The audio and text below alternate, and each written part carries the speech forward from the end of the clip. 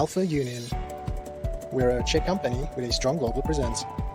Our references: products for rail vehicles and switchgears, controllers,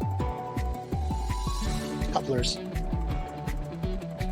customized and other solutions, PC contactors, key multipliers, switching devices, track brakes, DC changeover switches, DC disconnectors, power and earthing contacts.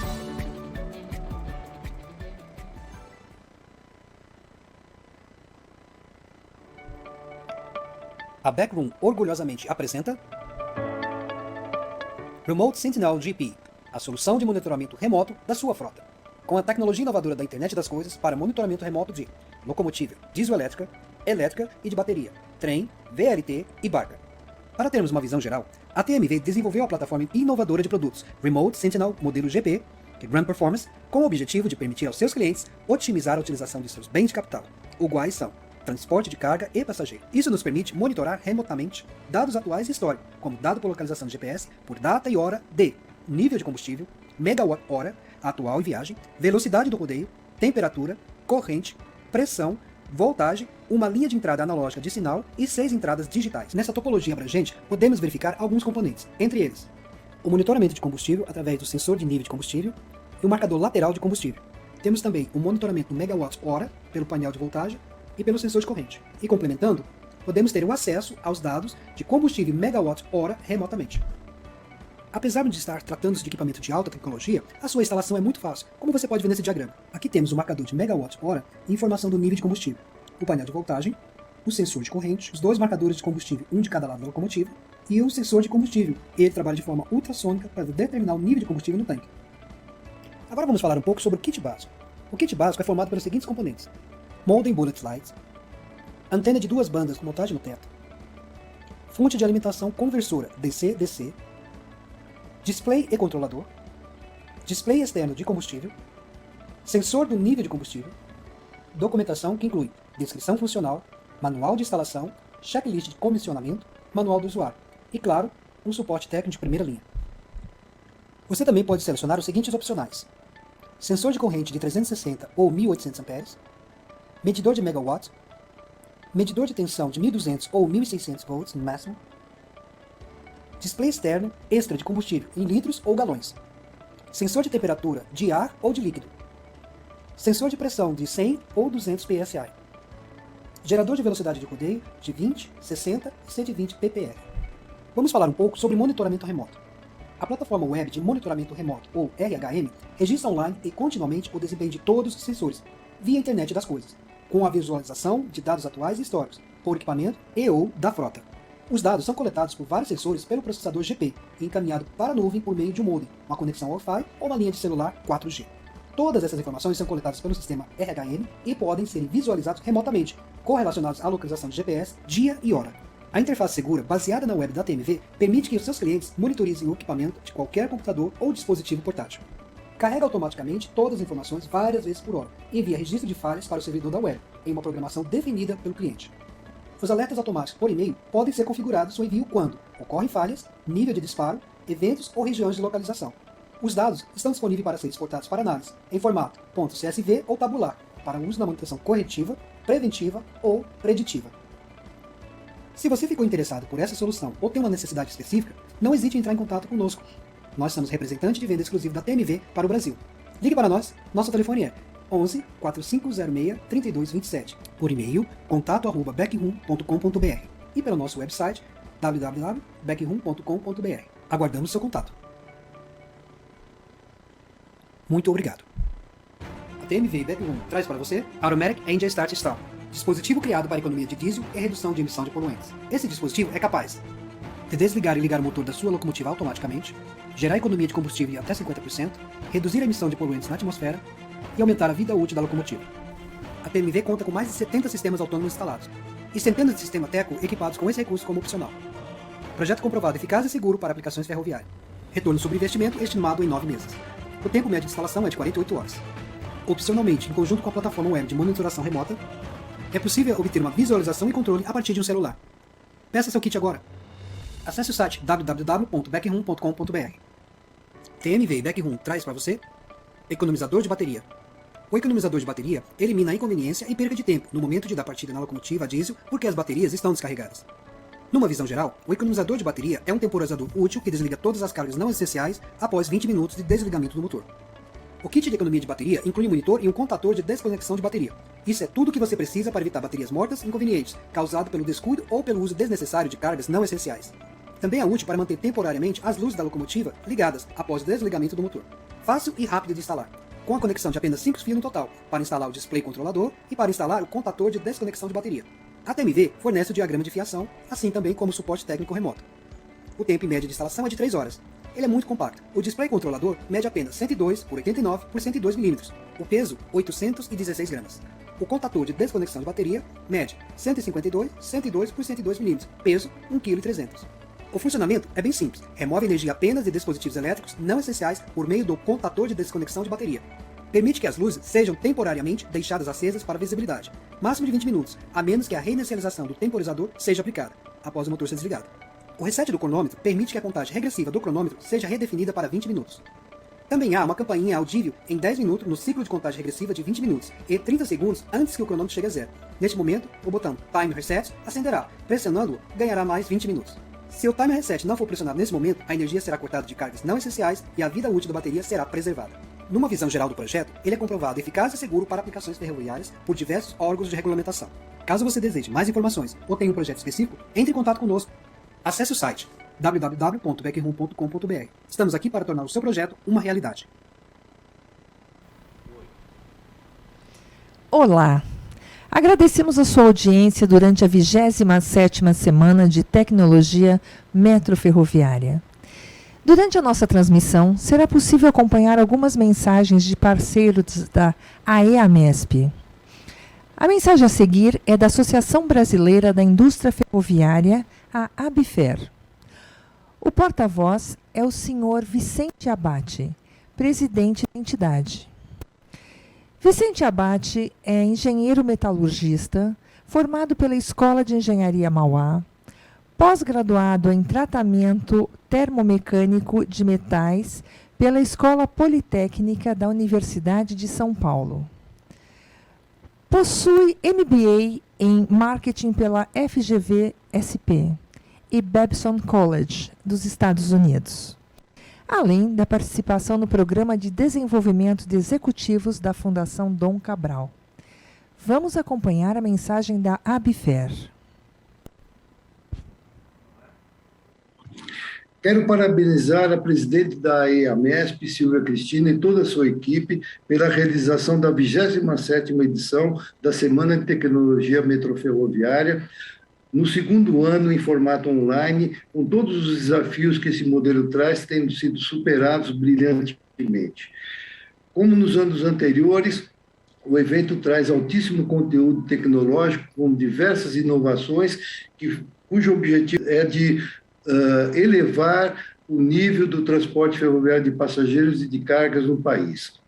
Aproveito para cumprimentar a EAMESP pela celebração dos seus 31 anos de fundação e também a Companhia do Metropolitano de São Paulo pelos 47 anos de início de suas operações. A ABFER tem uma honra muito grande de ser parceira da EAMESP e também do Metrô de São Paulo, e eu desejo que a nossa audiência aproveite os 4 dias de evento com esse conteúdo tecnológico que vai ser trazido por vários técnicos do nosso setor, do país e do exterior. Muito obrigado. Muito obrigada pelas suas palavras, senhor Vicente Abate. Dando continuidade à programação de hoje, vamos conferir a sessão internacional, O Futuro da Mobilidade Urbana, Tendências, Sustentabilidade e Economia. Este encontro visa compartilhar conhecimentos e diferentes visões sobre o modo como as pessoas estão se deslocando aqui no Brasil e em outros países também. Essa sessão destaca os reflexos da mobilidade na economia das cidades, na saúde da população, considerando também os aspectos ambientais e a aplicabilidade da tecnologia. Em sua 4ª edição, o encontro aborda, por meio de uma conversa no estilo mesa redonda, as experiências e as tendências do Brasil, Canadá e França. Os convidados para esse diálogo foram Silvia Cristina Silva, presidente da AEAMESP, José Castro, gerente de Relações Institucionais da Genetec, Márcio Franceschini, adido comercial do Governo do Canadá no Brasil, Mathieu Rivalin, conselheiro de Desenvolvimento Sustentável da Embaixada da França no Brasil, Sandra Phillips, CEO da MoveMe, e Sérgio Aveleda, coordenador do Núcleo de Mobilidade Urbana do Laboratório Arquifuturo de Cidades do INSPER. A moderação é realizada pela jornalista Ana Lúcia Lopes. Vamos conferir. O futuro da mobilidade urbana, tendências, sustentabilidade e economia.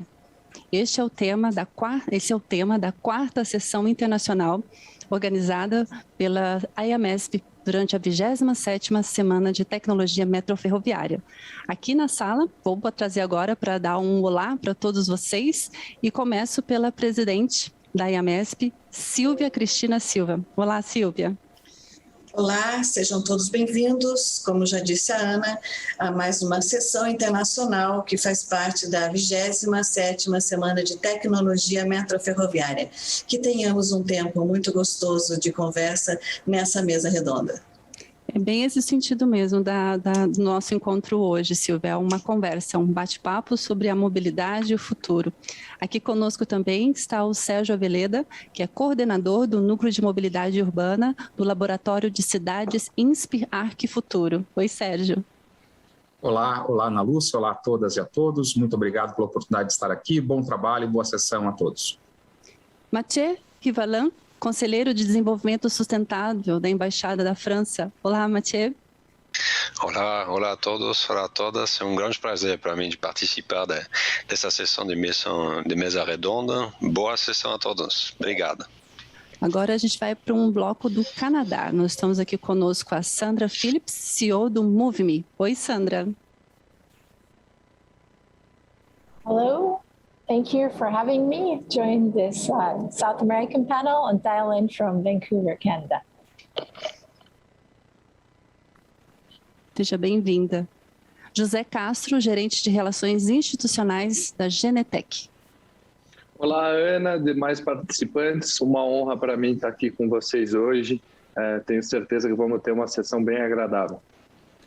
Márcio Franceschini, adido comercial do Governo do Canadá no Brasil. Oi, Márcio. Olá, Ana, olá a todos. Sempre um prazer e um grande privilégio estar junto com vocês nessa sala. Obrigada, sejam todos muito bem-vindos. Nós agradecemos muito à Embaixada da França, o Governo do Canadá e a AEAMESP por essa oportunidade de nos conceder por esse debate, esse bate-papo aqui que nós vamos fazer neste momento aqui, por esse período aqui. E trazendo agora o nosso primeiro convidado, eu vou convidar o Sérgio. Sérgio, já prestei atenção em várias abordagens que você já fez e uma me chamou bastante atenção, que é quando você diz sobre cidades inteligentes. E uma questão que a gente tem que observar que elas podem ser cada vez mais inteligentes, mas nunca deixando de ser cidades. Então, agora é com você. Obrigada. Muito obrigado, Ana, é verdade. A gente tem que pensar, quando fala em cidades inteligentes, vamos pensar nos dois componentes dessa expressão, cidades e inteligência. Cidade existe para reunir a gente, para nós estarmos juntos, para compartilharmos os nossos talentos, os nossos potenciais. Afinal de contas, eu não consigo viver sozinho. Eu não posso ser açougueiro, cabeleireiro, supermercadista, policial e limpador de rua ao mesmo tempo. Nós precisamos desta junção de diferentes talentos, paixões e afetos para viver. A inteligência eu defino como sendo o melhor uso dos recursos da cidade. Muita gente, quando fala de cidade inteligente, pensa em drone, robô, carro voador, ficção científica. Isso um dia vai chegar, tudo isso está chegando. Mas o mais importante da cidade ser inteligente ela usar os seus recursos de forma sustentável e, principalmente, promover inclusão, oferecer a todas as pessoas que moram na cidade a oportunidade de acessar emprego, renda, lazer, cultura e a oportunidade de se encontrar com as demais pessoas na cidade. Sérgio, dentro desse diálogo que a gente observa aqui na nossa sala hoje sobre a questão da mobilidade urbana, quando a gente começava a discutir mobilidade urbana há algum tempo, o discurso era tirar os carros. Vamos tirar os carros das ruas. E hoje o pensamento já caminha cada vez mais entre os modos se conectarem, se conversarem. Como você vê isso acontecendo na sua visão, tanto de mundo, mas focando aqui agora nessa parte da nossa sessão, como que está caminhando o Brasil? Qual a sua observação sobre isso? Eu acho que a palavra-chave, quando a gente nem falava mobilidade há algum tempo atrás, a gente falava transportes. Eu fui o primeiro secretário de mobilidade e transportes da cidade de São Paulo em 2017. Antes disso, era uma secretaria de transportes. Qual é a diferença? O transporte tem muito a ver com mecânico, com transporte motorizado, com máquinas.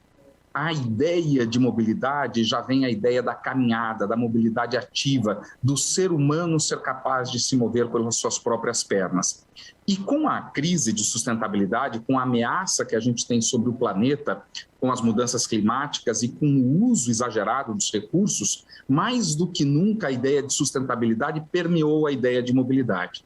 Mas agora, Ana, o que a gente mais fala é de acessibilidade. Não acessibilidade, que é muito importante no sentido de garantir acesso às pessoas com deficiência, como a gente usa no Brasil, mas acessibilidade num sentido mais amplo, que é promover para as pessoas a oportunidade de chegar ao trabalho, sem precisar, como em São Paulo, ter que andar por mais de 3, 4 horas no transporte público. Ou seja, aproximar as pessoas do trabalho ou fazer com que elas tenham várias opções e informações para gerenciar esse deslocamento. Então, acho que hoje o foco é como garantir acesso igual para as pessoas na cidade, para que elas tenham acesso às oportunidades, ao lazer e aos serviços públicos.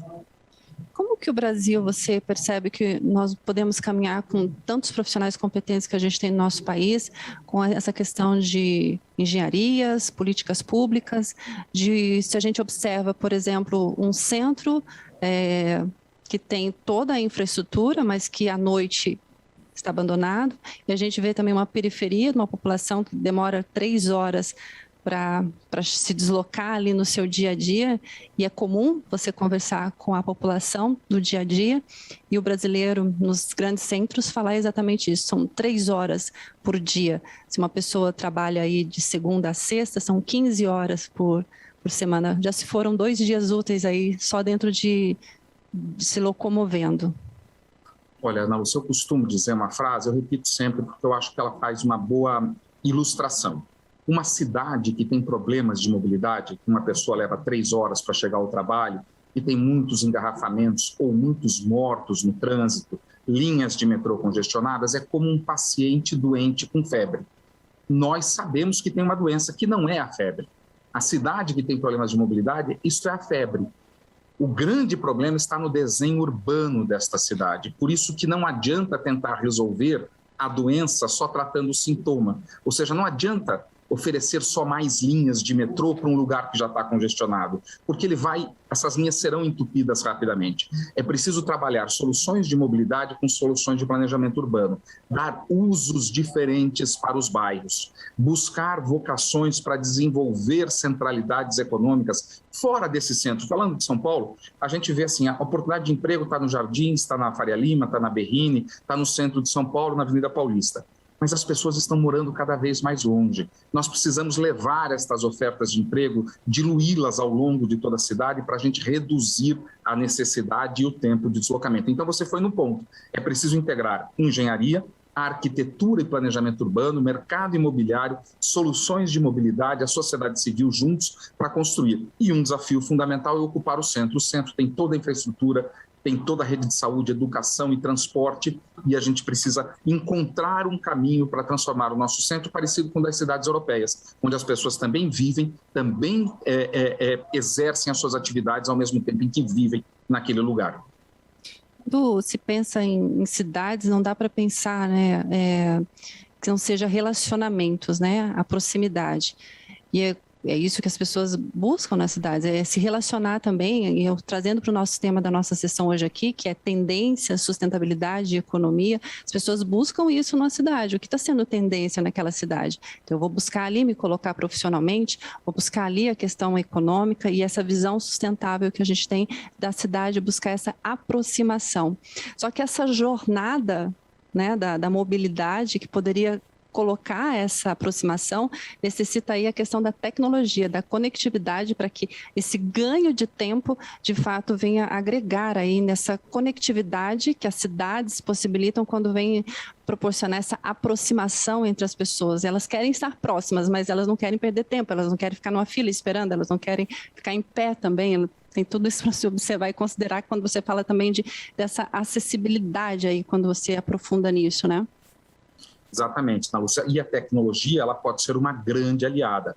Até poucos anos atrás, o usuário de transporte público, ele ia para o transporte público automaticamente. Primeiro, ele não tinha opção e ele não tinha nenhum modo de gerenciar a sua viagem. Ele ia para o ponto de ônibus e ficava esperando o ônibus. Hoje, a tecnologia pode ser uma importante aliada para empoderar este usuário, para que ele possa planejar a sua viagem. Por exemplo, os dados abertos dos sistemas de transporte público, metrô, ônibus, podem alimentar plataformas que vão transformar isso em informações gerenciais para o usuário. Eu olho onde estou agora aqui e vejo exatamente onde está o próximo ônibus que eu quero pegar e eu posso, então, ir para o ponto de ônibus no momento que esse ônibus está se aproximando.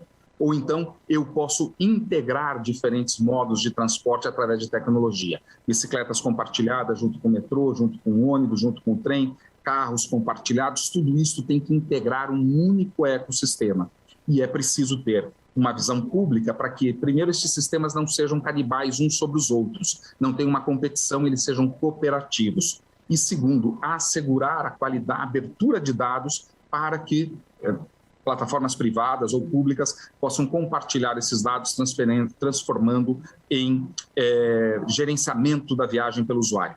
E na questão da economia e sustentabilidade, tem vários estudos publicados mostrando o quanto investir em soluções sustentáveis gera empregos. Então, a mobilidade urbana, que é uma geradora de poluentes, a mais importante geradora de gases contaminantes nas cidades, ela precisa se modernizar, eliminar essa emissão de poluentes, se voltar para a mobilidade ativa. As cidades precisam ser desenhadas para acomodar pedestres e ciclistas e a gente precisa olhar para a frota mecânica para começar a reduzir a emissão de gases contaminantes de ônibus, carros e caminhões. Sérgio, agora com a nossa sala aqui, nós temos o Canadá, nós temos a França. Como que você observa? Eu sei que você observa bastante esses pontos. Tem um link que você pode fazer do Brasil, de o que é tendência lá e que a gente pode trazer para cá, ou vice-versa? Vou fazer sim. Logo no começo da pandemia, as cidades foram surpreendidas, aliás, o mundo todo, todos nós, né? Acho que todos nós nos lembramos exatamente onde estávamos quando a gente se apercebeu da gravidade da crise. Algumas cidades reagiram rapidamente para ter uma nova sistemática. Aqui no Brasil, eu vou fazer uma referência à cidade de Porto Alegre, que quintuplicou as faixas exclusivas de ônibus, garantindo confiabilidade e rapidez nas viagens de ônibus e multiplicou o número de ciclovias na cidade. Aproveitou o esvaziamento das ruas para redesenhar essas ruas para que o uso delas seja muito mais sustentável e eficiente. Na América do Sul, eu vou citar Bogotá, que é uma cidade que acelerou a implantação de ciclovias, primeiro provisórias, e agora elas já estão se tornando permanentes, ampliou, né, porque ela já tinha muita ciclovia. E na Europa, eu não posso deixar de mencionar a cidade de Paris. A prefeita Anne Hidalgo tem feito um trabalho em favor da mobilidade sustentável que é exemplar em todo o mundo. Paris sempre foi um exemplo. Primeiro, sistema de bicicleta compartilhado, uma rede de metrôs que causa inveja a qualquer um, mas recentemente investiu muito no incentivo a bicicletas, inclusive oferecendo vouchers para pessoas trocarem o carro por bicicletas. E o último anúncio que eu acompanhei dela é um anúncio de que ela vai reduzir a velocidade das vias em quase todas as vias de Paris para 30 km por hora. Isso tem um benefício imediato na segurança viária. 30 km por hora é a velocidade que garante, em 95% das vezes, a sobrevivência de um pedestre atropelado, mas mais do que isso, é um desestímulo ao uso do automóvel. E o resultado a gente já está vendo. Paris já está se transformando, tal como Copenhague, tal como Amsterdã, numa grande cidade ciclística no mundo. E fora o conceito de cidade de 15 minutos, que ela tem difundido ao redor do mundo, que é as pessoas não precisarão se deslocar mais do que 15 minutos para alcançar trabalho, lazer, serviços públicos. Isto é acessibilidade.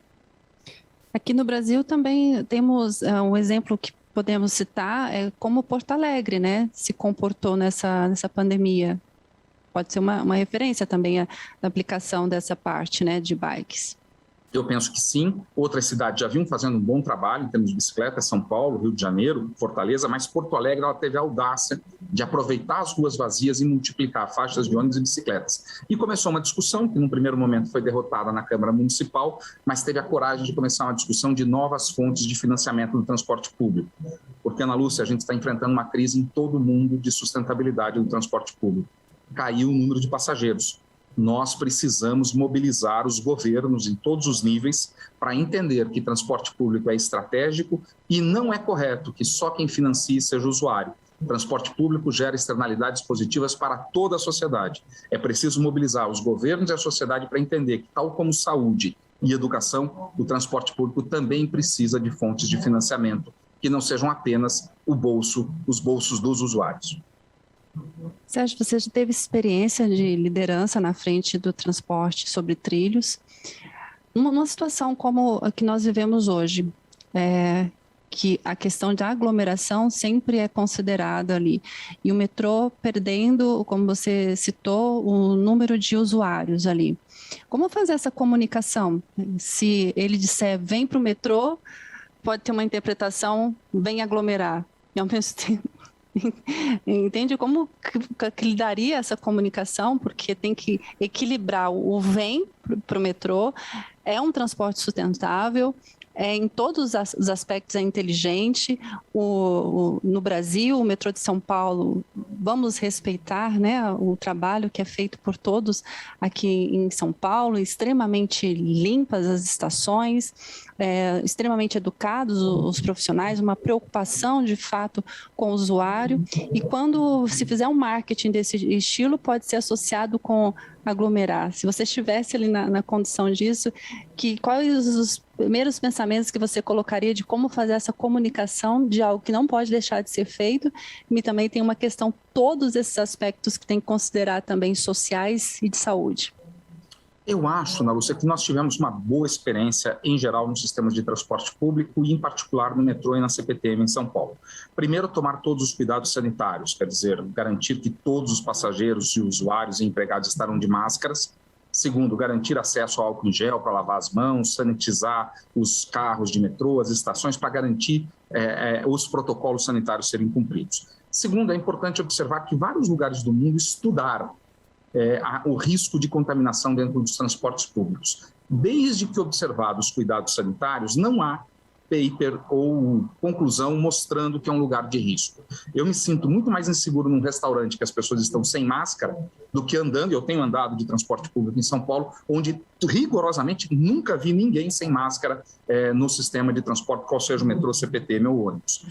Então, assim, foi uma contradição grande que os sistemas viveram, que eles precisaram ficar em funcionamento, cidades que fecharam se arrependeram, porque, vamos lembrar, a gente só teve supermercado aberto, farmácia funcionando, guarda cuidando da rua, gente limpando a rua, porque o sistema de transporte público funcionou.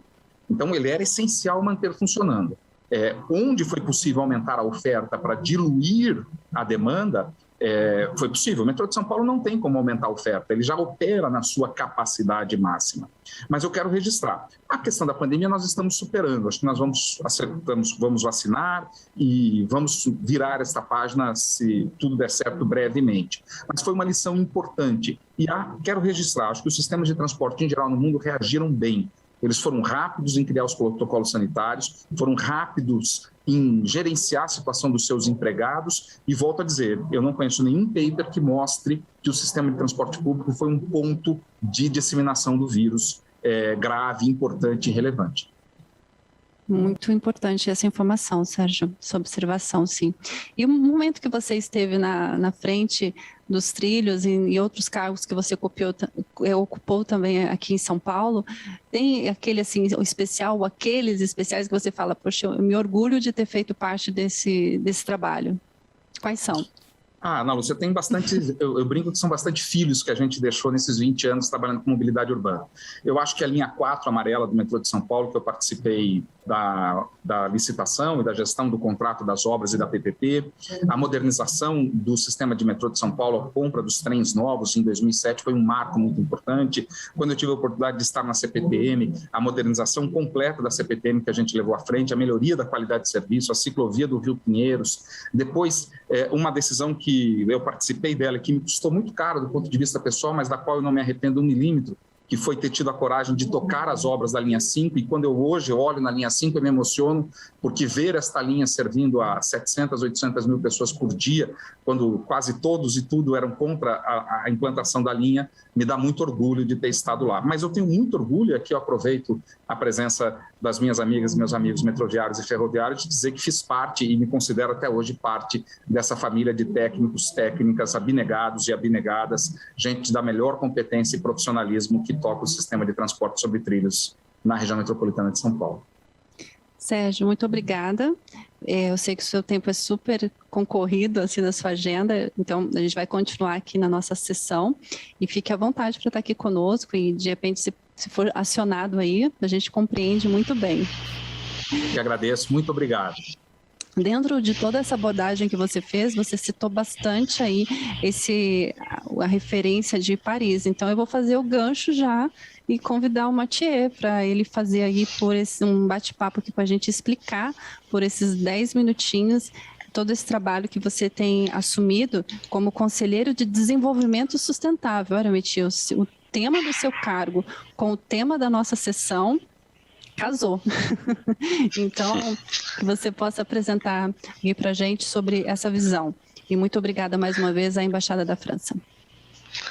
Olá, Ana. Olá a todos. É realmente um prazer participar dessa discussão. Então, assim que a sua primeira pergunta é sobre o nosso papel, a nossa cooperação aqui no Brasil, eu gostaria de destacar que nesse assunto de desenvolvimento sustentável, a gente fica muito preocupado com a questão da cidade sustentável.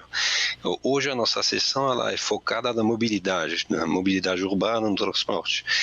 Assim como o Sérgio também falou, a cidade ela é desenhada para as pessoas, para as atividades econômicas, para a vida real acontecer, com transporte, com mobilidade, com qualidade do saneamento, água potável, esgoto, com energia, acesso à energia, mas também eficiência energética e com muitos serviços. Então, nossa função aqui, como representante da França no Brasil, é talvez tentar fazer as ligações entre os dois países, entre os projetos do Brasil, projetos públicos do Brasil, possibilidades, tecnologias, ideias, empresas também que vêm de fora e vice-versa, porque é uma retroalimentação nos dois sentidos.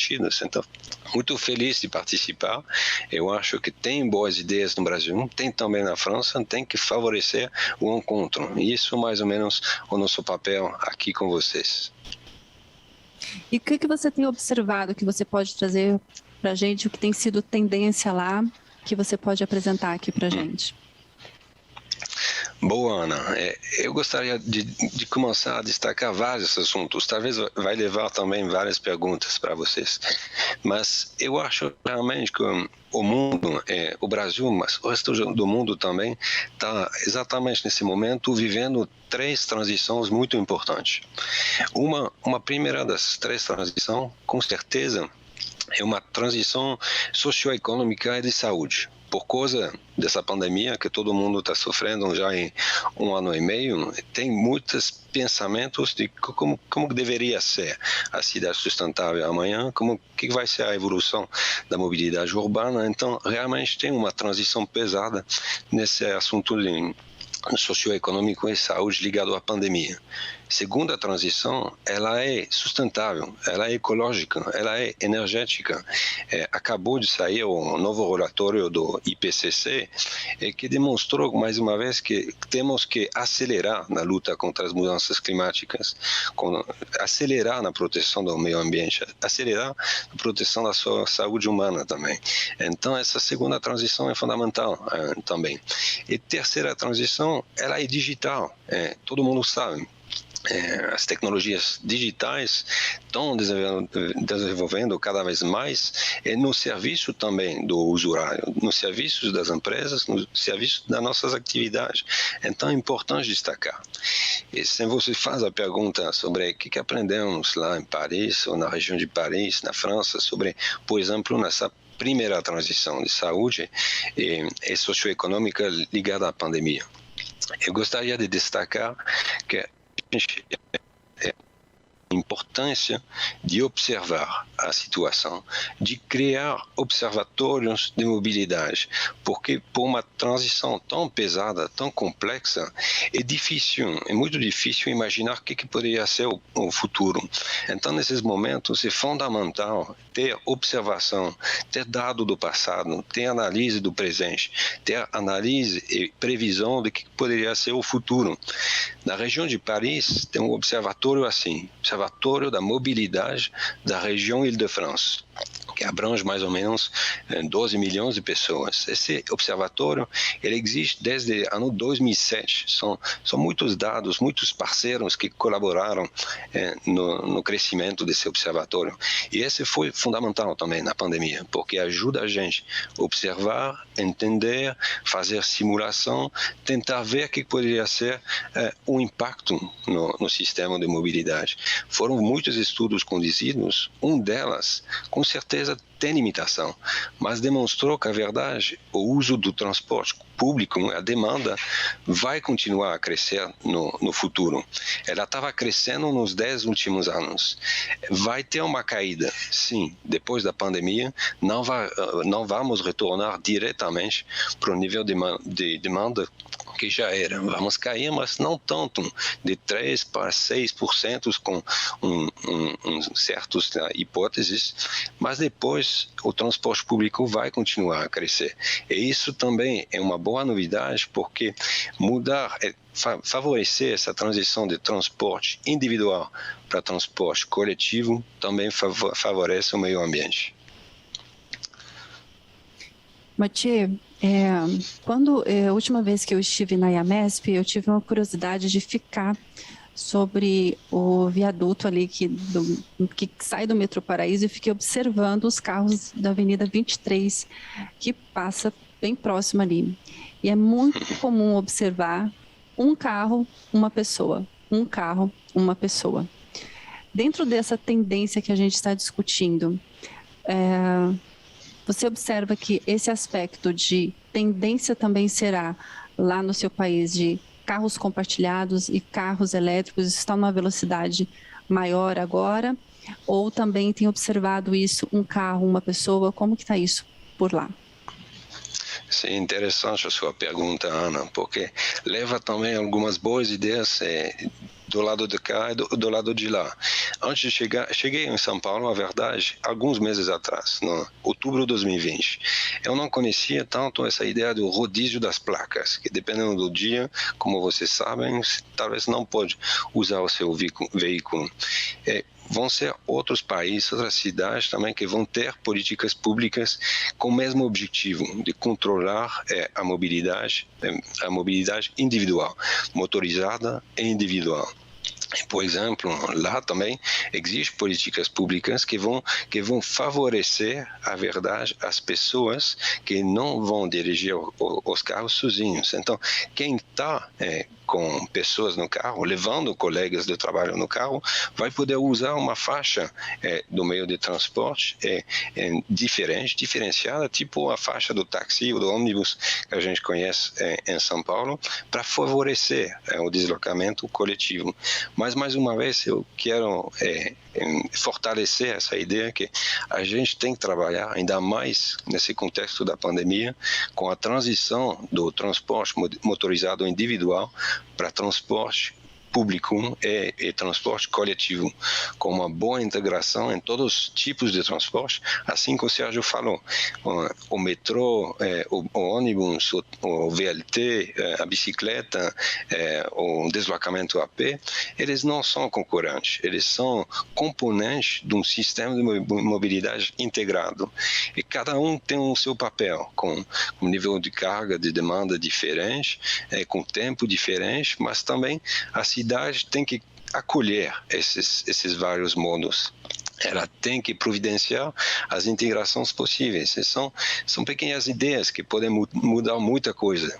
Por exemplo, em Paris, a gente está aprendendo a colocar estação de estacionamento de bicicleta e também de carro do lado das estações de metrô e do lado das estações de VLT.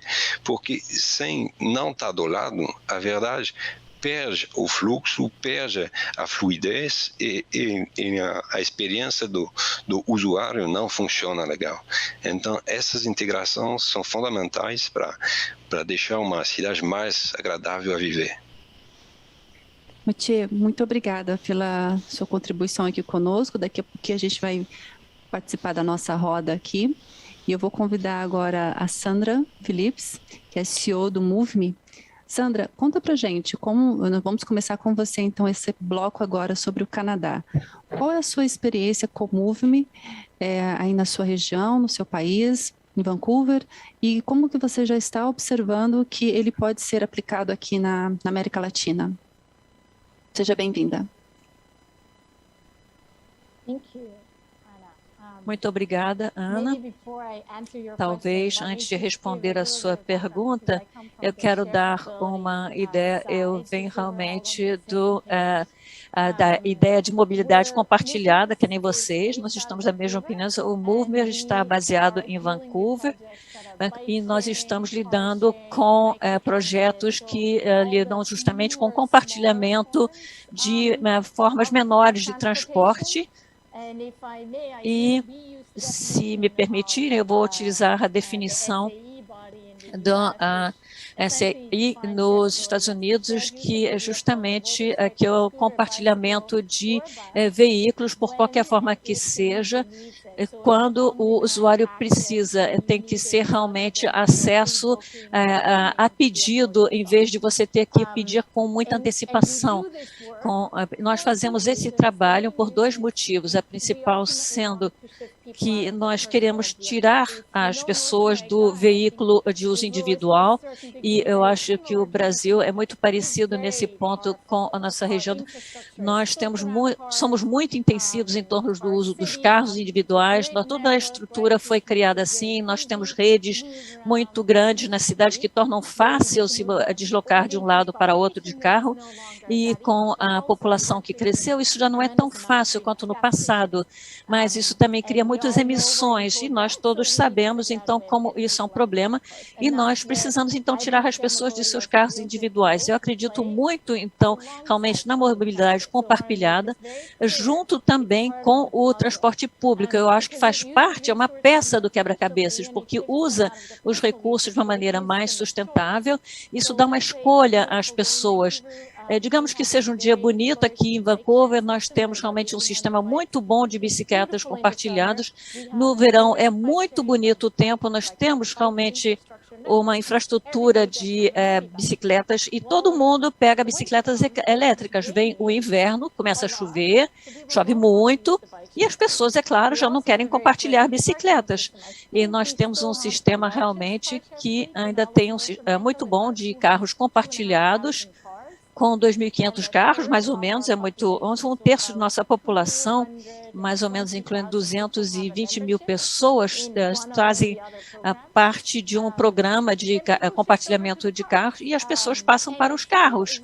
E isso não é o carro delas, então nós não precisamos promover mais espaço. Uma coisa é congestionamento, porque nós temos muito tráfego, e outra coisa é tirar espaço urbano valioso, porque nós temos realmente toneladas de carros num espaço pequeno. Então, isso é outra coisa. E nós precisamos integrar isso no trânsito público, e isso que entra em jogo. Nós precisamos ter um ecossistema de alternativas. Antes que você possa falar do transporte ou do trânsito público, aí você cria um sistema integrado. Principalmente, nós tivemos realmente a pandemia, nós agora conseguimos mudar um pouco as pessoas, e eu posso falar em termos disso, mas antes de fazer isso, talvez você tenha alguma pergunta que você queira fazer. Eu gostaria que você falasse um pouco sobre como que você está olhando, então, para a América Latina. agora, aplicando esse trabalho lá e olhando para cá. Os olhos estão para a América Latina? Sim, estão focalizados na América Latina, de fato. Nós tivemos muitas interações nos últimos anos no Chile, Colômbia e Brasil. Na realidade, trabalhamos por um breve período no projeto em Goiânia, tentando essencialmente criar justamente uma ideia de integração, um sistema integrado que ajudaria justamente o sistema de serviço de transporte público para proporcionar serviço com veículos menores do que ônibus, menos caros, e ajudá-los durante a pandemia. E eu disse que o projeto foi suspenso por muitas razões políticas e outras, mas nos deu uma primeira ideia, um primeiro gosto da situação. E focalizamos, então, num estudo de pesquisa de mercado, e embora o Brasil seja diferente, nós temos pontos em comuns, né, e questões importantes que são bem parecidas ou semelhantes. E eu estou usando Vancouver porque realmente é o que eu conheço melhor, é bem semelhante a Vancouver. Realmente nós temos uma queda no transporte público, que ainda não voltou aos níveis antes da pandemia. E se usarmos exemplos históricos de situações como de Paris e outros, no Reino Unido, nós sabemos que vai haver uma mudança nos próximos anos, e nós queremos evitar que as pessoas comprem carros, porque se comprarem carros, vão comprar o sistema não pelos próximos 2 anos, mas por 10 anos, porque não vão voltar ao sistema público de transporte. O problema é o mesmo para nós. E eu posso dizer-lhes que nós colaboramos num projeto piloto com o sistema de transporte público em Vancouver para integrar realmente esses sistemas desconectados no sistema de transporte público com baixa tecnologia, mas era o que nós podíamos fazer naquele momento, e realmente focalizamos no transporte de funcionários, dando uma escolha justamente para eles se transportarem de um lado ao outro. O piloto realmente continuou durante a pandemia, e o que nos mostrou é que nós tínhamos realmente um dos nossos empregadores que fornecia serviços de saúde e não se sentia à vontade para mandar as pessoas por serviço de transporte público. Sempre tinham dado antes, era parte do programa, e todo mundo compartilhava, então, o sistema compartilhado agora de bicicleta, porque se sentiam mais confortáveis e mais seguras e podiam limpar elas mesmas. E nós medimos os impactos, e apesar do fato de que durante a pandemia tivemos 60% dos participantes dizendo que tinham mudado o seu tipo de transporte, saindo dos carros individuais, não utilizavam só transporte público, combinavam os sistemas.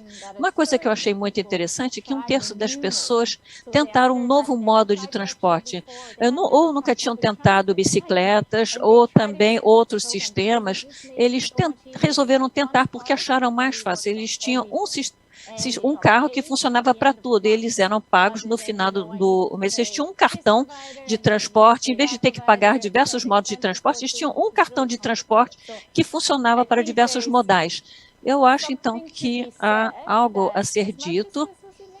Então, que mesmo tenha sido em Vancouver, os desafios são os mesmos. Então, minhas premissas são que, se você retirar as fricções para as pessoas no Brasil, podemos não ter exatamente o mesmo impacto, mas devemos ver vários resultados positivos. Então, o fator tempo aí que eu destaco, então, dessa sua fala, né? A questão, esse tempo, essa jornada, ela sendo feita com essa qualidade e essa conectividade dentro desse período de jornada, e esse fator de meio de pagamento sendo adotado. O que faz um canadense pegar o seu celular, baixar o aplicativo, e quando é que você começou a observar já uma conexão que ele usa esse modo de transporte e depois o trilho? Esse estudo já tem as pessoas compartilhando mais de um modal quando usa esse sistema do seu aplicativo? Como que ele funciona? Como eu disse, eu só quero reiterar para esse piloto em que nós conectamos, então, bicicletas com automóveis, não havia aplicativo, nós utilizamos, então, um cartão de transporte, que nem como se fosse um cartão de crédito que você usa, é muito baixa tecnologia, é um cartão de transporte, que nem você ganha nas empresas. Eu acho que no metrô de Vancouver, acho que é mais ou menos 2 milhões de pessoas, 50% do público tem um desses cartões de transporte, é muito fácil de usar. Eu não vou dizer que não estejamos trabalhando para um aplicativo, e eu devo dizer que o que eu estou compartilhando é mais minha experiência de compartilhamento de bicicletas e carros. Eu estou envolvida em vários projetos, e número 1, o fator é a conveniência. Então, se você torna isso fácil para as pessoas, para que elas tenham acesso facilmente, para que elas possam fazer o download, pagar e ter acesso, elas vão usar. Mas o aplicativo é uma parte, e eu vou dizer que a segunda parte, a conveniência, é a confiabilidade do serviço. Então, se você tiver o aplicativo e a próxima bicicleta compartilhada estiver a 5 km, você não vai usar o serviço, mesmo que o aplicativo seja fantástico. Você precisa, então, a conveniência virtual e a conveniência física, que seja uma bicicleta, um ônibus ou um carro, que tem que ser o mais perto possível de você. E as distâncias que as pessoas acham aceitáveis para considerar como confiável, isso varia culturalmente. Para os europeus, eles aceitam caminhar mais, por exemplo, do que os americanos. No contexto americano, é um quarteirão e olhe lá. Sandra, eu li que a Universidade de Chicago e o Google Maps estão desenvolvendo um estudo para caminhos viáveis. Entende? Não é só a questão do ponto A ao ponto B e chegar rápido. É aquele caminho ser de fato viável. Está sendo desenvolvido pelo Google Maps e a Universidade de Chicago.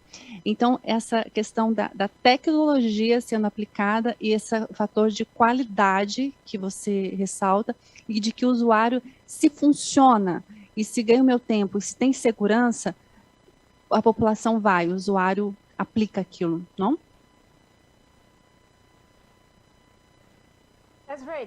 Sim, é por aí, sim. E, mais uma vez, eu vou compartilhar uma outra variável. Eu não me lembro qual foi a cidade, mas eles testaram. Se você dá às pessoas um e-mail low-tech com as suas rotas de ônibus de manhã antes que elas saiam de casa, versus não fazer isso, qual é a diferença em ter as pessoas utilizando o ônibus? E eu acho que foi um aumento de 30% para as pessoas que receberam o e-mail personalizado. O que eu estou dizendo, Ana, é que sim, quanto mais fácil você torna e quanto mais flexível você faz isso para as minhas circunstâncias, o meu sistema de transporte pessoal, isso é outro aspecto que nós melhoramos muito e que fazemos com que as pessoas tentem entender. Diferentes usuários têm diferentes comportamentos, e não, eu vou usar um exemplo, gênero. As mulheres, geralmente, costumam costurar várias vezes. Eu vou, por exemplo, deixar minha filha em algum lugar, depois eu vou para uma loja, depois eu vou para o meu trabalho, e na volta eu vou pegar, digamos, uma coisa que eu botei para lavar a seco, e depois essas diversas viagens vão estar conectadas. E os homens, no estereótipo, basicamente vão para o trabalho e voltam. É uma ida e uma volta. Então, você tem que entender como tornar isso atraente para os homens e para as mulheres, porque eles têm maneiras diferentes de se deslocar. Me identifico totalmente. Qualquer ida, esse momento da gravação, ele não foi só o momento da sessão. Até chegar aqui, teve 3 ou 4 ações, e quando eu for embora, terei mais umas 2 ações até chegar na minha casa. Então, me identifico muito bem. Já se eu perguntar para a outra parte lá de casa, vai falar que fui daqui para lá. Me identifico muito bem com isso. Sandra, muito obrigada. Daqui a pouquinho a gente vai fazer mais um bate-papo. You're welcome, thank you. Castro, dentro de toda essa questão de conectividade que a gente trouxe aqui, como que vai ficar, como que você observa essa unificação e coleta de dados, como isso dentro do transporte sobre trilhos e da mobilidade como um todo, dentro do teu trabalho que você realiza na Genetec? O que você pode trazer para a gente sobre essa unificação e também coleta de dados, ou outros pontos também que você pode trazer aqui sobre a visão sobre a tecnologia?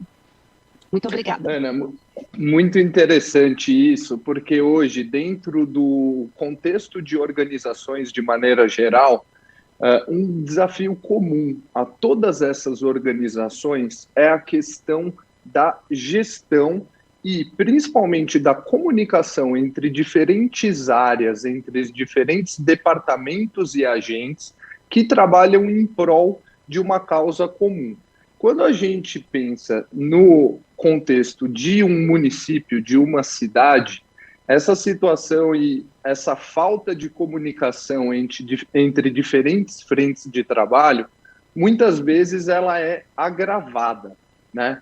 E o que é importante nós destacarmos é que a falta de interatividade no momento da concepção, do planejamento e principalmente da aplicação de políticas públicas pode gerar um impacto em todas as políticas de diferentes setores, sejam essas políticas de saúde, de segurança e também de mobilidade. Por quê? O que garante o pulsar de uma cidade é a sua mobilidade.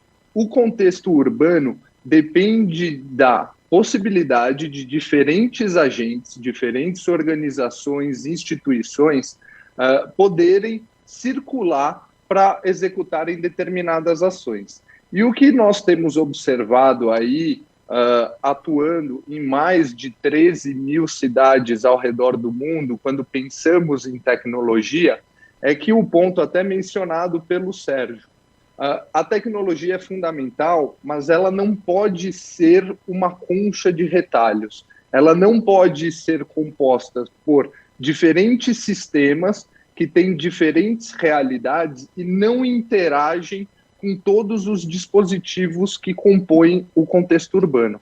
Nós estamos numa era de internet das coisas, onde a cada ano milhões e, quiçá, bilhões de novos dispositivos que coletam dados e informações são colocados na cidade. Sejam esses dispositivos para questão de segurança, para questão de infraestrutura, questão de eletricidade, abastecimento de água, são tecnologias que estão captando esses dados e enviando para algum lugar. Se esses dados são enviados para locais que não se comunicam, que não são unificados e que não são abertos, essa riqueza de uma multidisciplinaridade de informações que pode se transformar em ações mais efetivas, mais baratas e que refletem num melhor serviço para o cliente, para a população em geral, a gente vê que, na realidade, a tecnologia acaba sendo um mau uso do recurso e do investimento. Então, nós percebemos que, através da unificação e através de ferramentas que permitam que diferentes agências recebam e enviem dados para um mesmo local, toda a cadeia de análise, tratamento, definição, despacho e atendimento melhora muito. Tem casos interessantíssimos ao redor do mundo de cidades que começaram desenvolvendo e contratando tecnologias para uma necessidade específica e, ao longo do tempo, foram agregando outras ferramentas nesse sistema e envolvendo outros atores. Então, algo que, às vezes, é de uso exclusivo de uma administração pública, da prefeitura, de uma secretaria de meio ambiente, passa a ser compartilhado também com uma secretaria de saúde, de educação e, obviamente, de transportes e mobilidade. Por quê? Sem o compartilhamento e a compreensão do impacto que, por exemplo, uma obra de infraestrutura numa via de grande fluxo uma obra de urgência, um imprevisto que tenha ocorrido naquela via, tem um impacto não somente na questão da mobilidade, do tráfego naquele local, mas também em todas as outras políticas públicas que dependem desse pulsar que é a mobilidade urbana. Então, se tudo isso não for levado em consideração dentro de uma perspectiva tecnológica unificada, você vai acabar deixando alguma área descoberta. O cobertor vai ficar muito curto e, com certeza, terão alguns pontos que não poderão ser respondidos e atendidos da maneira mais eficiente. Que é bem também o que a Sandra trouxe aqui para a gente, né, da experiência dela. E como fica o fator da direito à privacidade? Olha, é bem interessante esse ponto que você mencionou, porque o Brasil, hoje, em termos de legislação, é um dos países mais avançados no mundo. A legislação que foi construída aqui no país, ela é muito robusta, ela é muito completa e traz aí os mecanismos e as garantias para a proteção dos dados e da privacidade. Só que quando a gente fala em tecnologia e principalmente no critério de abertura, né, para que diferentes empresas, diferentes organizações possam participar desse sistema unificado, é muito importante nós observarmos alguns requisitos comuns que garantam a segurança desses sistemas, seja qual for a finalidade dele. Pode ser um simples sistema de agendamento online, até algo mais complexo com utilização de inteligência artificial. Hoje, na prática, qualquer dispositivo pode ser uma porta de entrada para um sistema. E, mesmo pensando em sistemas de grandes organizações que fazem investimentos milionários, bilionários na sua segurança, nenhuma delas pode dizer 100% que está imune à possibilidade de um ataque.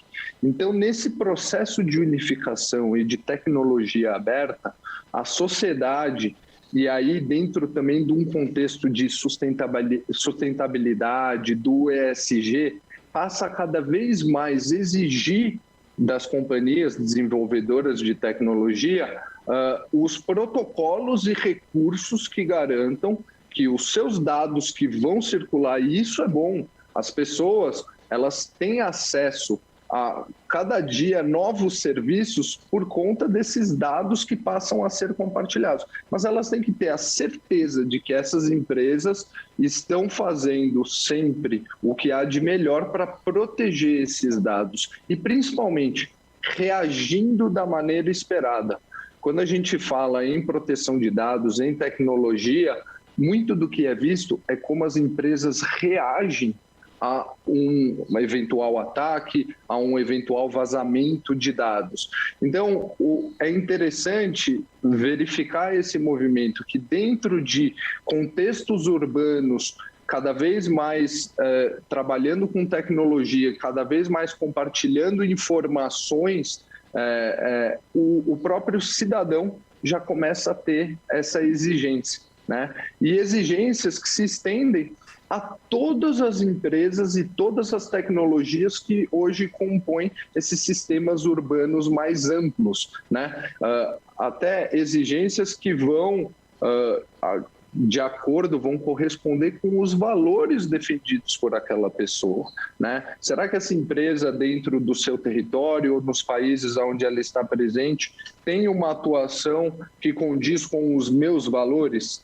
Hoje você tem um mercado consumidor que exige muito mais disso, e aí a importância de garantirmos sempre uma expansão, uma abertura, uma maior participação de maneira unificada, mas protegida, e dentro de critérios e respeito a valores que são comuns na nossa sociedade. Fazendo da tecnologia como um apoio para se locomover e fazendo ela também potencializar essa mobilidade e também retroalimentar, né? Exatamente. Ela potencializa e retroalimenta. Exatamente, porque... Não sei se essa palavra é certa, não sei se essa palavra de retroalimentar é correta. É perfeita, porque o fluxo de dados e informações é o que nos ajuda a tomarmos as melhores decisões. Então, quando a gente pensa na mobilidade, ela, por ser o fio condutor de diferentes serviços, né, e ações dentro de uma cidade, ela tem um papel crucial, seja para que a gente possa adequar o fluxo de pessoas dentro desse contexto urbano, seja para que a gente consiga, através da identificação de situações no próprio sistema de deslocamento, de mobilidade daquela cidade, ajustar isso através de outras políticas. Então, é meio que a mobilidade urbana é o fio condutor de tanta coisa dentro de um município que ela... É engraçado, Ana, dentro de cada município, por exemplo, quando a Genetec vai desenvolver seus projetos, né, para implantação de uma plataforma tecnológica e robusta, a gente sempre trabalha muito de maneira bem customizada, levando em consideração aspectos únicos dessas cidades. Só que tem uma coisa que sempre é um dos pilares, é a questão da mobilidade, porque em qualquer lugar você vai ter o deslocamento de pessoas. Então, é interessante como muitos pontos podem ser uma prioridade ou não dentro de diferentes contextos urbanos, dependendo do país, da região geográfica, do tamanho, do perfil econômico, mas a mobilidade sempre faz parte. Sem ela, nada acontece dentro da cidade e qualquer que seja a tecnologia que esteja presente, se ela não permitir com que os agentes se locomovam, ela vai ser uma ferramenta inútil dentro do contexto urbano. Então, eu gosto de dizer, é isso, a mobilidade é o fio condutor, é o que garante o pulsar dos municípios e a tecnologia passa invariavelmente pela mobilidade, pelos sistemas de transporte e deslocamento de pessoas no contexto urbano. Certo. Obrigada, Castro, Mathieu, a Sandra e o Sérgio também pontuaram isso, que você foi aí bem destacou para a gente. Muito obrigada. Muito bom. Francisquini, convido você agora para nosso bate-papo aqui e vou começar com uma pergunta para você, porque lendo, a gente observa que os canadenses estão pedindo estações abertas. Mas a gente está falando de um país que a temperatura é sempre mais acolhedora, bem mais no quentinho, né? Como que está esse diálogo no Canadá, falando agora sobre a parte de... Começando nessa parte, então, pelos metrôs. Vamos falar sobre as estações canadenses. Seja bem-vindo, mais uma vez. Obrigado, Ana. Obrigado a todos. Na verdade, o que nós temos que considerar, e isso não é só o Canadá, os avanços de qualidade, design, de infraestrutura pública, frequentemente na história, eles têm sido ligados à questão sanitária, à questão de saúde. Da peste bubônica levando avanços durante o Renascimento, a cólera levando a tremendos avanços na questão de tratamento de águas residuais, encanamentos internos, pavimentação de ruas. Com a Covid não será diferente. A crise da Covid seguramente levará e já está nos levando a buscar soluções interessantes. De fato, as empresas de engenharia e construção no Canadá identificaram essa demanda. Os canadenses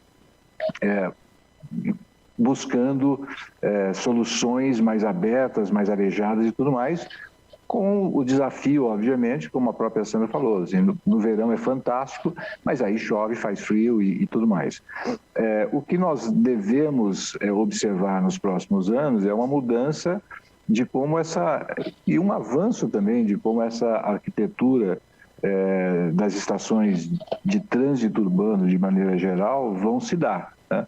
A primeira coisa, e todos já mencionaram aqui, é uma integração de todos os meios de transporte. Então, uma estação de metrô não será uma estação de metrô, ela será uma estação de mobilidade. né? Não se trata de transporte, trata-se agora de um desenho urbano, de um design urbano de mobilidade. Tanto vai ter que integrar o metrô, vai ter que integrar o trem, o ônibus, os carros compartilhados, a bicicleta e toda essa conjunção. E também, reforçando o que a senhora falou, de maneira muito prática, muito fácil. O canadense, por exemplo, ele compara o pagamento de todos esses serviços, ele quer a mesma facilidade como se ele estivesse comprando um café na esquina.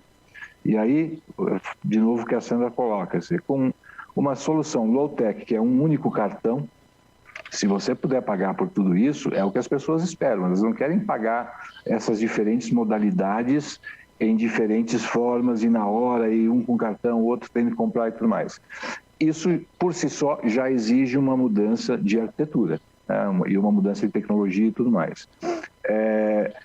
As estações, por outro lado, vão passar também por óbvias mudanças, já que você não pode, no Canadá, por exemplo, ter estações completamente abertas. Mas você pode ter avanços na arquitetura que permitam um maior conforto do passageiro nessa experiência do passageiro dentro da estação. Então, primeira coisa, menos superfície, menos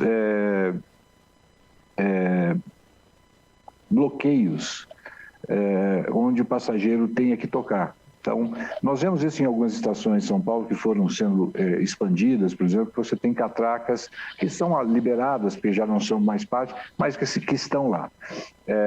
Essa é uma arquitetura que deve ser impactada, porque o passageiro não quer mais este tipo de contato, né? As áreas externas das estações, que hoje são consideradas quase que um modelo muito mais de design do que uma situação prática, elas devem se tornar áreas importantes. Então, você tem lá praças externas, pátios abertos e tudo mais, que deixam de ser simplesmente decorativas, né, dentro do design da estação, que é bacana, ter lá um jardinzinho, um verdinho. Essas áreas passam a ser maiores e consideradas vitais dentro do design dessa estação, né? Isso é uma realidade. Outros avanços nesse sentido devem ocorrer com maior ou menor rapidez. Por exemplo, a questão de novos materiais na utilização das construções.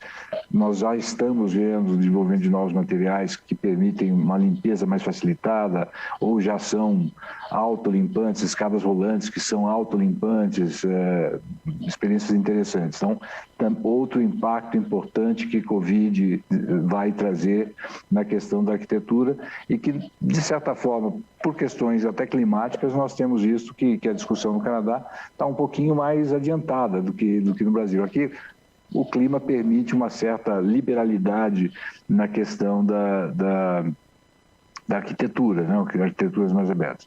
Uma questão que é absolutamente vital a partir de agora e que não fosse, era importante, mas de uma questão muito mais de conforto e hoje passa a ser uma questão importante de saúde, é a questão do ar dentro da estação. Hoje nós temos a questão do ar-condicionado, que é uma questão de conforto térmico e tudo mais, mas a qualidade do ar passa a ser importante. Portanto, você já tem aí um número de projetos hoje que consideram toda a questão de tratamento do ar, não só pela questão de saúde, mas também pela questão de sustentabilidade e tudo mais, parte crítica do projeto, né? Isso nós devemos, no Brasil já começa, principalmente em áreas de shopping center, hoje um pouco mais no setor privado, shopping centers, prédios comerciais, mas seguramente na área de trânsito urbano nós vamos ter a mesma demanda.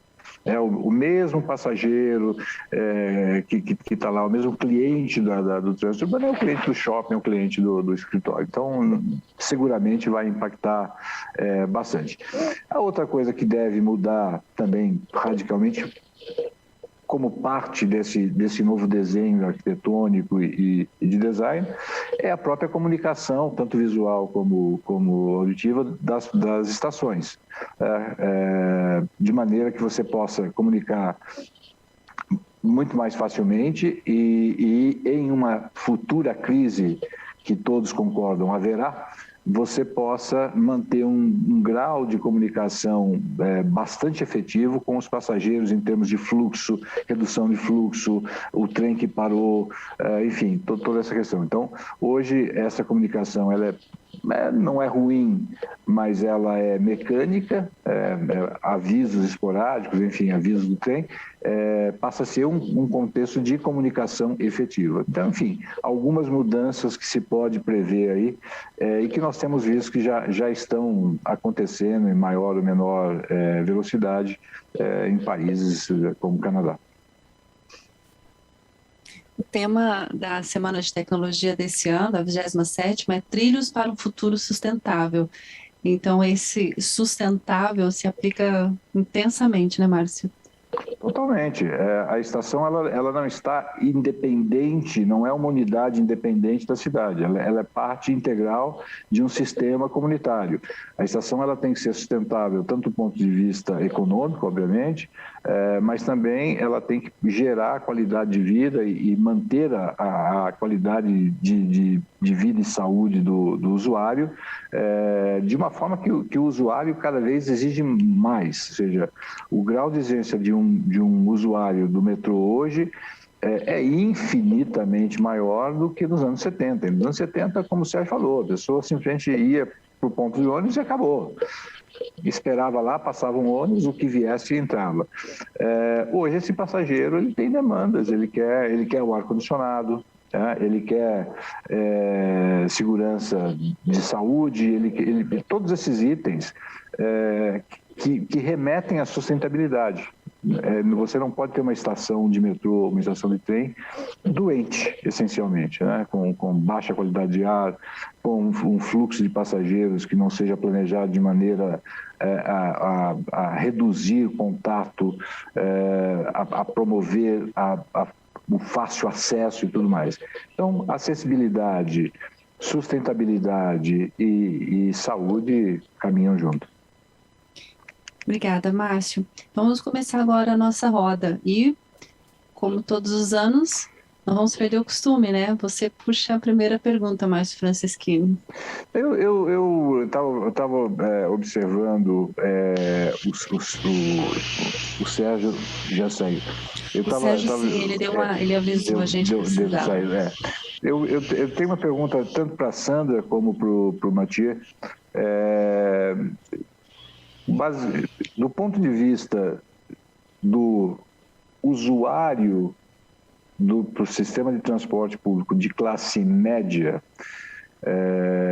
a Sandra falou que não pode deixar ele ir para o carro, é interessante essa situação, mas o passageiro do sistema de transporte público, classe média, que é o passageiro acomodado, ele vai adotar esses vários métodos de transporte urbano, começar a sair de casa de patinete ou de bicicleta e pegar o metrô e depois pegar um carro compartilhado, ou ainda vai demorar muito para conseguir trazê-lo para o sistema de multimodal de transporte? Eu vou começar pela Sandra, mas depois eu queria ouvir a opinião do Mathieu também. It's a very good question. É uma excelente pergunta, sim. And I will tell you, so E we eu do vou what we dizer call super que user surveys on a nós regular fazemos o que basis. Super user chamamos surveys are de surveys of serviço people para that are in the superusuários, shapeability system que to são actually aquelas pessoas understand que who's estão no in sistema there. de compartilhamento And para I can tell you entender we were qual é a initially situação. quite E wrong. We inicialmente thought the nós early entendemos tudo adopters and errado. the Nós people that achávamos que aquelas really pessoas que use adotavam o these sistema services are cedo, que young, really usavam young, like esse 25 and sistema eram younger. jovens, We were very 25, wrong. The e nós estamos majority, and this totalmente has been like errados. every single study, it's the Realmente, same pattern. tudo no estudo realmente seguiu o mesmo padrão. A maioria tinha entre 25 e 45, são muito bem educados, então tem um diploma universitário, tem uma renda média acima da média, aliás, uma renda acima da média, perdão. Muitas vezes são predominantemente homens que adotam, os homens gostam mais de tecnologias do que mulheres, mas vai depender realmente do modal.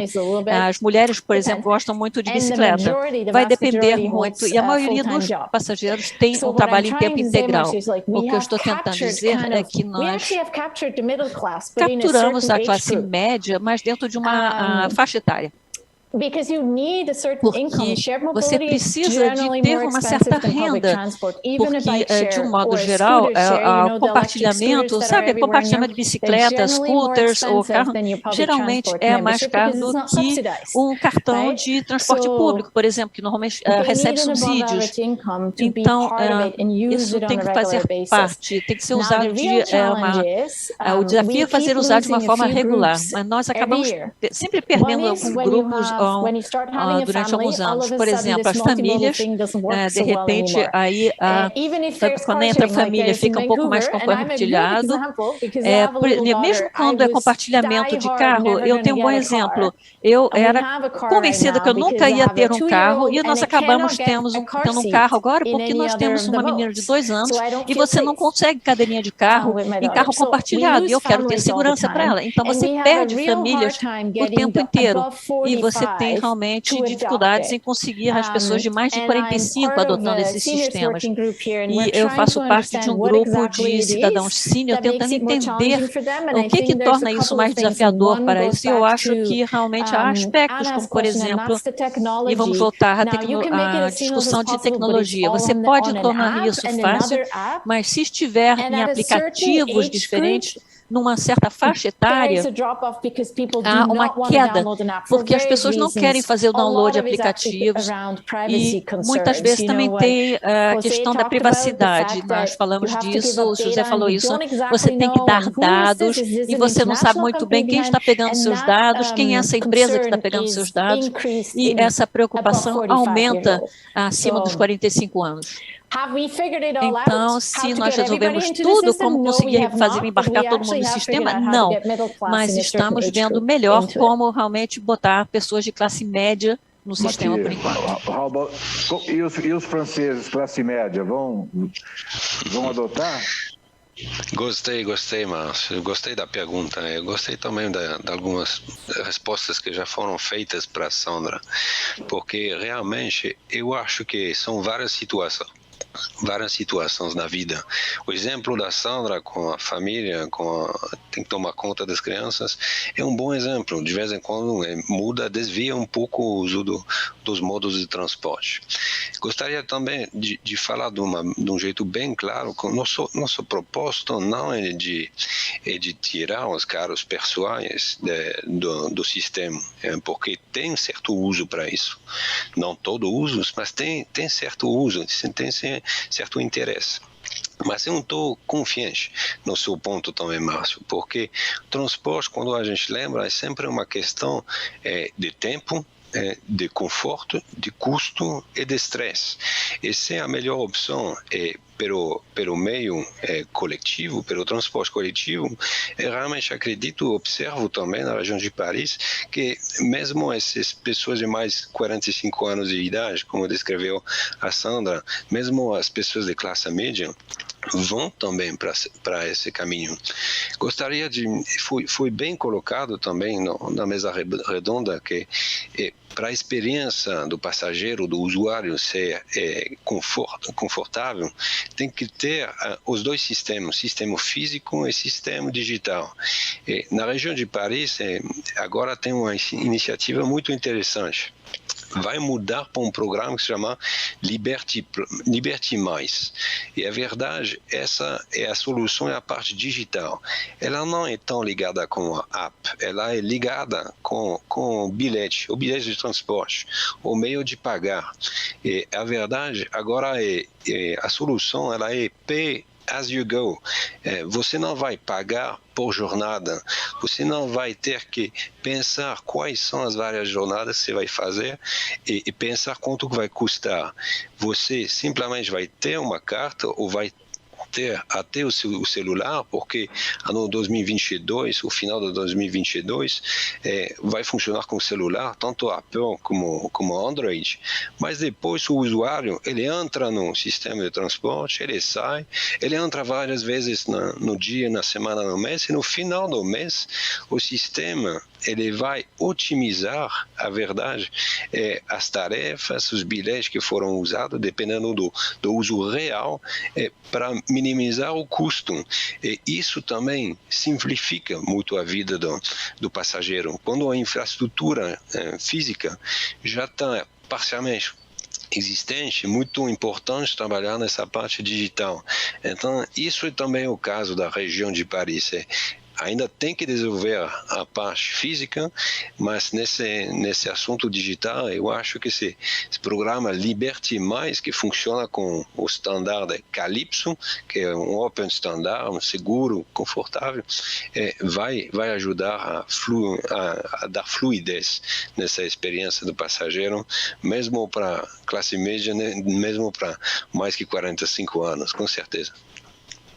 Ana, se eu pudesse já que o Sérgio não está aqui, não falando por ele, mas como eu tomo o transporte público todos os dias e vejo que os usuários dessas bicicletas que estão próximos às estações de metrô, dificilmente você as vê estacionadas. Então, o uso está sendo cada vez maior.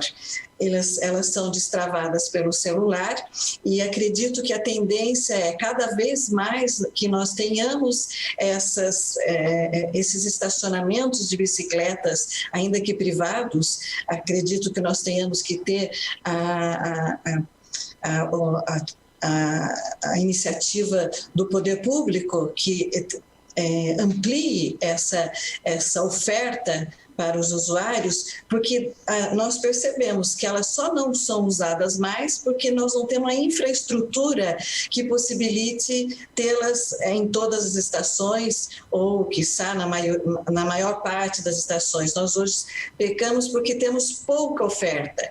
Então, a tendência realmente é não só a população com menos renda, mas também a da classe média, passe a usar, porque a globalidade está mostrando que os outros países fazem isso, e as pessoas estão percebendo que ter um carro, andar de carro, não é ter um status melhor. A saúde e o status está em você se locomover de uma forma mais rápida, limpa, segura, que possa te dar uma possibilidade de estar com a família mais tempo. Então, a visão daquilo que é só para a população menos favorecida, eu acho que está mudando, porque eu vejo os usuários, quando estão trocando, que deixam as bicicletas, logo chegam aqueles que vêm destravar para sair com elas, você vê que já não é mais só a população de baixa renda. Então, eu acredito que a tendência é realmente que isso se amplie. O que nós precisamos é ter a infraestrutura para que isso aconteça. Obrigada. Ô, Silvia, e aqui o José, pegando o gancho com o que você falou, eu acho muito interessante essa questão da infraestrutura necessária, né? Porque novas tecnologias, assim como novos modais, representam uma mudança na rotina e em todas as experiências que aquela pessoa teve até então, né? Sempre existe um processo de adaptação, de absorção de uma nova experiência, de um novo costume, de algo que vai fazer parte da rotina daquela pessoa. E a primeira experiência é sempre muito importante.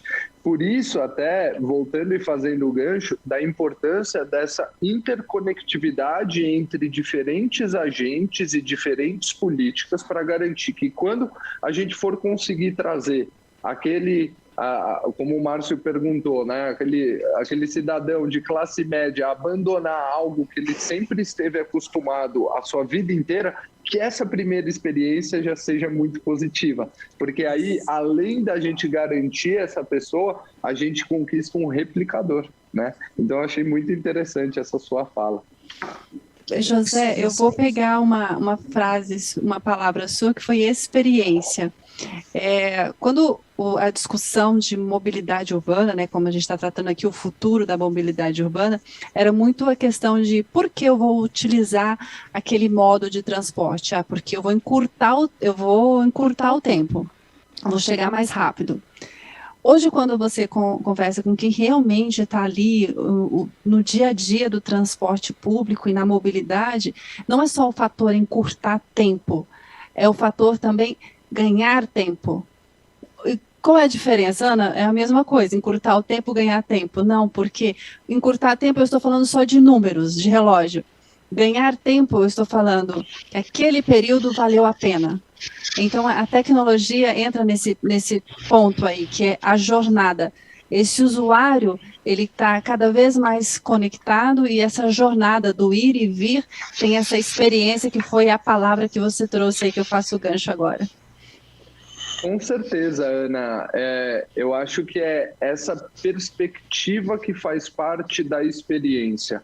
Como aquele deslocamento de uma pessoa vai se inserir no dia todo dela, como algo custoso, como algo trabalhoso, desgastante, ou como um momento onde, além de viver uma nova experiência, conhecer uma nova maneira de se deslocar, ela enxergou que no final a sua agenda, a sua produtividade, o seu dia foi mais produtivo e mais prazeroso, né? Todos nós aqui, quando realizando qualquer atividade, chegando no final de um dia, às vezes a gente tem aquela sensação, nossa, hoje deu tudo certo, tudo se encaixou muito bem. E a mobilidade, ela desperta e toca muito esse sentimento e essa sensação. O cidadão, hoje, quando ele pensa em mobilidade, ele quer ter previsibilidade, ele quer ter controle, ele quer ter acesso à informação precisa que o ajude e que represente uma ferramenta para o melhor planejamento do seu dia como um todo. Isso é crucial.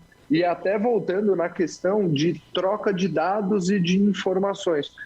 A partir do momento que eu tomo a decisão de compartilhar dados, eu quero ver que isso de fato está sendo usado para me beneficiar, para melhorar a minha rotina. No fundo, é isso que as pessoas esperam, né? Então, é bem interessante esse ponto, essa questão da experiência mesmo e do papel crucial da experiência de mobilidade, né? Dessa pessoa.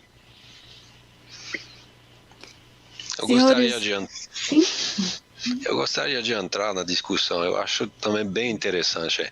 Eu gostaria de destacar também 2 pontos. O primeiro ponto é o que eu posso fazer quando eu estou no transporte. Porque todo mundo sabe, no carro você vai poder ouvir a rádio, você vai poder fazer algumas chamadas, você vai talvez poder conversar com outra pessoa. No transporte público também. Tem outras coisas para fazer. Eu lembro bem os parisienses, eles têm costume de ler. Ninguém lê tanto como no metrô. As bibliotecas pessoas estão transbordando depois. Então, tem um ponto assim, o que eu posso fazer durante o tempo que eu me desloco? Segundo ponto, o que esses pontos logísticos que são as estações, elas podem servir. Eu gostaria de destacar o exemplo, por exemplo, da estação de Paris e Saint-Lazare, que é uma estação de trem na região oeste de Paris. A verdade foi uma reforma muito grande da estação. E a estação, ela virou, na verdade, um ponto de serviço, porque o pessoal entendeu que o pessoal que passa na estação tem todo dia um fluxo de pessoas por certo tempo. Então, dá para levar comércio, dá para levar restaurante, dá para levar ponto de logística para receber o produto, enviar produto. Dá para integrar também escola, o creche, porque a verdade faz muito sentido o pai lá caminhando com a criança até a estação, deixar a criança na estação e depois pegar o transporte público para chegar no seu escritório e caminho de volta, pegar de volta. Então, tem um assunto muito interessante em pensar o que as nossas estações podem se virar para facilitar a vida do dia a dia. Obrigado. Nós que agradecemos. Silvia, nós estamos caminhando para os minutinhos finais da nossa sessão e tem mais programação aí durante a Semana de Tecnologia, né? Isso. Então, Ana, o que eu posso mais uma vez agradecer a presença de vocês todos, Mathieu, Francisquini, Sandra, José Castro, nosso amigo Sérgio que esteve conosco. Acredito que tenha sido uma troca de ideias, um compartilhamento e um aprendizado muito rico no conteúdo e que nós esperamos que todos tenham apreciado. Eu agradeço também àqueles que estiveram conosco, nos assistindo até agora, por gentileza, divulguem por todos os conteúdos da Semana da Tecnologia, assim que ela termine no dia 17, na semana seguinte o material estará todo no nosso site. E eu espero que em 2022 nós possamos estar aqui numa quinta sessão tão rica como a que foi levada nessa mesa redonda, porque os assuntos não são estanques, eles estarão em movimentação até o ano que vem. Então, até lá. Muito obrigada. Muito obrigado. Agradeço o Sérgio Veleda, ele teve que se retirar da sala, Márcio Francisquini, Sandra, Mathieu Castro, muito obrigada a todos vocês. E essa foi a nossa sessão, que nós trouxemos tendência, sustentabilidade e economia. Até a próxima. Muito obrigada.